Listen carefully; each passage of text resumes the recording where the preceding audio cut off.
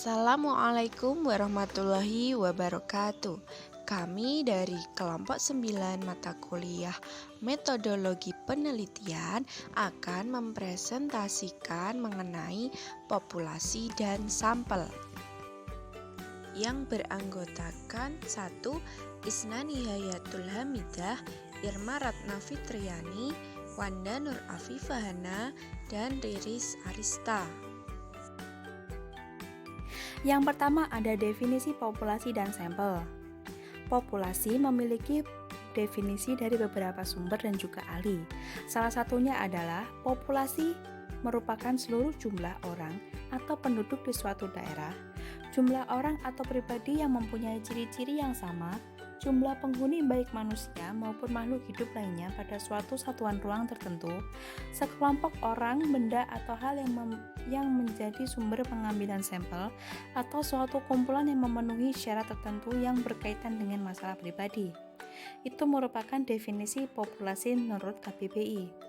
Kemudian, Husaini Usman mendefinisikan populasi sebagai semua nilai baik hasil perhitungan maupun pengukuran, baik kuantitatif maupun kualitatif, dan karakteristik tertentu mengenai sekelompok objek yang lengkap dan jelas. Ada banyak cara untuk mengartikan sebuah populasi, tetapi demikian, secara substansi bermakna sama.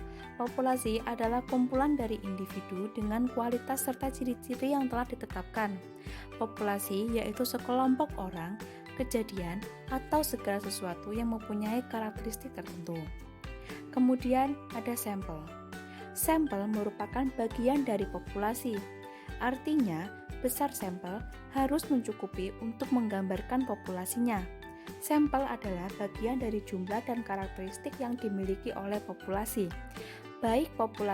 Bila populasi besar dan peneliti tidak mungkin mempelajari semua yang ada pada populasi, misalnya karena keterbatasan dana, tenaga, dan waktu, maka peneliti dapat menggunakan sampel yang diambil dari populasi itu. Hal-hal yang dipelajari dari sampel itu, kesimpulannya akan diberlakukan untuk populasi. Untuk itu, sampel yang diambil dari populasi harus betul-betul representatif atau mewakili populasinya.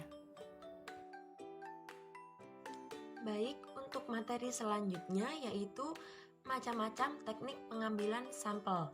Nah, teknik sampling merupakan teknik pengambilan sampel untuk menentukan sampel yang akan digunakan dalam sebuah penelitian. Terdapat dua pendekatan dalam teknik sampling. Yang pertama itu ada probability sampling dan yang kedua non-probability sampling. Untuk yang pertama yaitu probability sampling atau pengambilan sampel berdasarkan peluang. Probability sampling adalah teknik pengambilan sampel yang memberikan peluang yang sama bagi setiap unsur atau anggota populasi untuk dipilih menjadi anggota sampel. Untuk teknik ini meliputi yang pertama ada sampel random sampling atau pengambilan sampel secara acak. Dikatakan simpel atau sederhana karena pengambilan anggota sampel dari populasi ini dilakukan secara acak tanpa memperhatikan strata yang ada dalam populasi tersebut. Yang kedua, ada proportionate stratified random sampling. Teknik ini digunakan bila populasi mempunyai anggota atau unsur yang tidak homogen dan berstrata secara proporsional. Yang ketiga, ada disproportionate stratified random sampling. Teknik ini digunakan untuk menentukan jumlah sampel bila populasi berstrata tetapi kurang proporsional. Dan yang keempat yaitu cluster sampling atau area sampling. Digunakan untuk menentukan sampel bila objek yang akan diteliti atau sumber data yang sangat luas, misalnya penduduk dari suatu negara, provinsi, atau kabupaten. Pendekatan yang kedua ialah non-probability sampling atau pengambilan sampel tidak berdasarkan peluang. Non-probability sampling ialah teknik pengambilan sampel yang tidak memberi peluang atau kesempatan sama bagi setiap unsur atau anggota populasi untuk dipilih menjadi sampel. Dengan demikian, sampel yang diambil tidak dapat dikatakan sebagai sampel yang representatif, sehingga sukar untuk melakukan generalisasi di luar sampel yang diteliti. Teknik sampling ini meliputi yang pertama teknik sistematis, ialah teknik pengambilan sampel berdasarkan urutan dari anggota populasi yang telah diberi nomor urut. Yang kedua ialah accidental sampling atau pengambilan sampel berdasarkan kebetulan, yakni siapa saja yang secara kebetulan bertemu dengan peneliti dapat digunakan sebagai sampel bila dipandang orang tersebut cocok sebagai sumber data. Yang ketiga ialah sampling purposive, ialah teknik penentuan sampel dengan pertimbangan tertentu. Dalam teknik ini, siapa yang akan diambil sebagai anggota sampel diserahkan pada pertimbangan pengumpulan data yang menurut dia sesuai dengan maksud dan tujuan penelitian. Kemudian sampling jenuh, ialah teknik penentuan sampel bila semua anggota populasi digunakan sebagai sampel. Yang terakhir, snowball sampling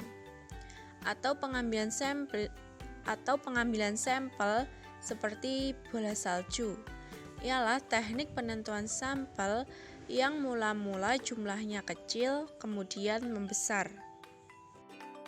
Materi yang terakhir yaitu menentukan jumlah sampel minimum penelitian. Dalam penelitian itu, dengan populasi yang anggotanya sedikit atau kecil, maka penelitian dapat dilakukan pada seluruh anggota populasi, dan hasilnya merupakan kesimpulan yang menggambarkan karakter populasi, bukan generalisasi dari hasil penelitian terhadap sampel lagi. Penelitian semacam ini jelas akan memberikan hasil yang relatif lebih baik karena seluruh anggota populasinya diteliti. Namun, bila populasi yang diteliti adalah besar atau sangat besar, maka meneliti seluruh anggota populasi sangatlah tidak mungkin dilakukan. Dan dalam kondisi seperti ini, maka penelitian dilakukan dengan sampel yang anggotanya jauh lebih kecil dari populasi. Lalu, faktor-faktor yang mempengaruhi dalam menentukan ukuran sampel. Yang pertama, ada derajat keseragaman dari populasi. Yang kedua, presisi yang dikehendaki dalam penelitian. Yang ketiga, rencana analisa. Dan yang terakhir, tenaga, biaya, dan juga waktu. Demikian penjelasan dari kelompok kami. Apabila ada kurang lebihnya, kami mohon maaf. Wassalamualaikum warahmatullahi wabarakatuh.